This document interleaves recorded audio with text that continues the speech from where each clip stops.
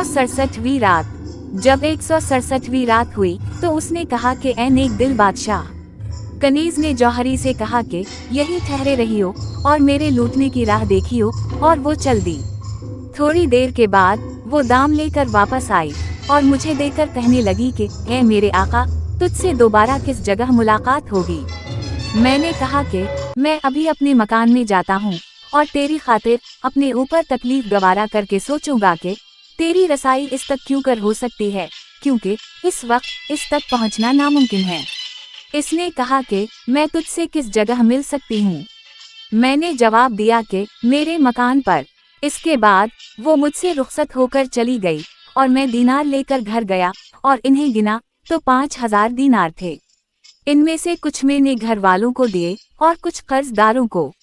अब मैं वहां से उठा और अपने गुलामों को लेकर इस घर में गया जहां डाका पड़ा था, और मामारों और बढ़नियों को बलवाकर इसकी मरम्मत कराई और अपनी कनीज को फिर वहां रखा, और जो कुछ मेरे ऊपर गुजरी थी वो सब भूल गया।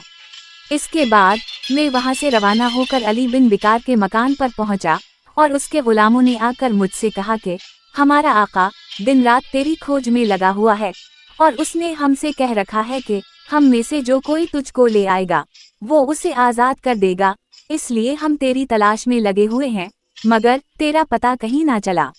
हमारे आका की हालत अब पहले से अच्छी है और वो कभी होश में आ जाता है और कभी बेहोश हो जाता है।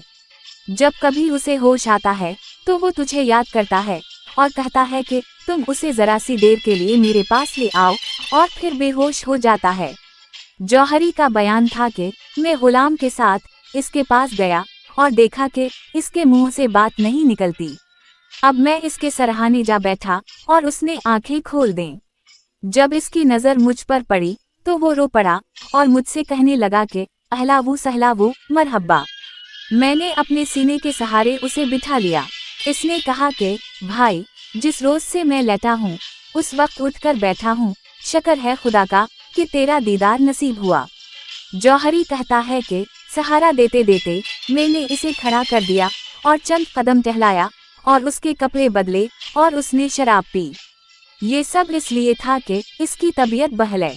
जब मैंने देखा कि इसे कदरे आराम है तो मैंने इससे लड़की का हाल बयान किया, इस तरह से कि कोई और सुन ना सके, और इससे कहा कि अपना दिल मजबूत कर और अपने आप को संभाल, मुझे तेरी हालत मालूम है।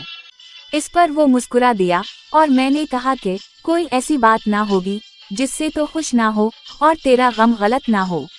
अब अली बिन बिकार ने खाना मंगवाया और लोग खाना लाए और फिर इसने इशारा किया और वो सब चले गए, और उसने मुझसे कहा कि भाई, तूने देखा कि मेरी क्या दरगत बनी, और मुझसे माजरत करने लगा और पूछा कि इस जमाने में मुझ पर क्या गुजरी। मैंने अपना सारा माजरा शुरू से लेकर आखिर तक बयान कर दिया। इस पर उसे बड़ा तज्जुब हुआ और उसने अपने नौकरों से कहा, फला फला चीज मेरे पास ले आओ, और वो नफीस फर्श और पर्दे ले आए। इलावा बरी सोने चांदी के बर्तन जिनकी तादाद उनसे ज्यादा थी जो मेरे चोरी किए गए थे, और वो सब उसने मुझे दे दिए। मैंने उन चीजों को अपने घर भिजवा दिया और इस रात वहीं क़याम किया।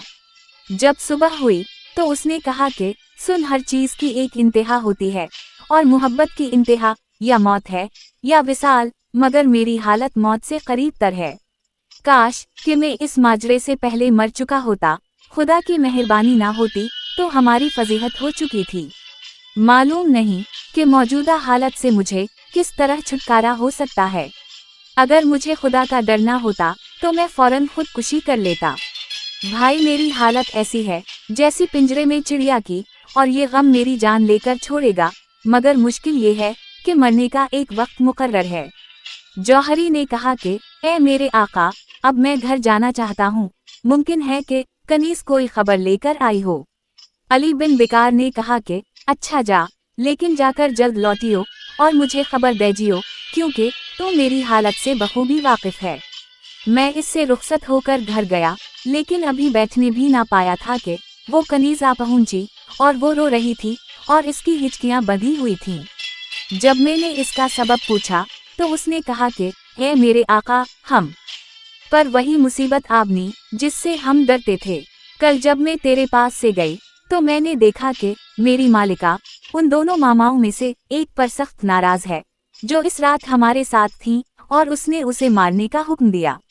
वो मामा वहां से डरकर भागी। दरवाजे पर उसे एक दरबान मिला और वो चाहता था कि मामा फिर अपनी मालिका के पास जाए, लेकिन उसने दरबान से कुछ बातें इशारा बयान कर दें। इस पर वो इसके साथ मेहरबानी से पेश आया और इससे माजरा पूछा, और मामा ने हमारा सारा कच्चा चट्ठा बयान कर दिया। जब खलीफा तक ये खबर पहुंची तो उसने शम्स अल-नहार को इसके तमाम असबाब के अपने महल में मुंतकिल कर दिया और 20 खादिम इस पर मुकर्रर कर दिए, और उस वक्त तक मैं इससे मुलाकात ना कर सकी और ना मुझे ठीक ठीक सबब मालूम हो सका, मगर मेरा गुमान है कि यही सबब होगा। ऐ मेरे आका, मैं हैरान हूँ और मुझे अपनी जान के लाले पड़े हैं, और मेरी समझ में नहीं आता कि क्या करूँ और अपने और उसके लिए क्या तदबीर निकालो, क्योंकि मुझसे ज्यादा पर्दादार इसका कोई नहीं है। अब शहरजाद को सुबह होती दिखाई दी और उसने वो कहानी बंद कर दी जिसकी उसे इजाजत मिली थी।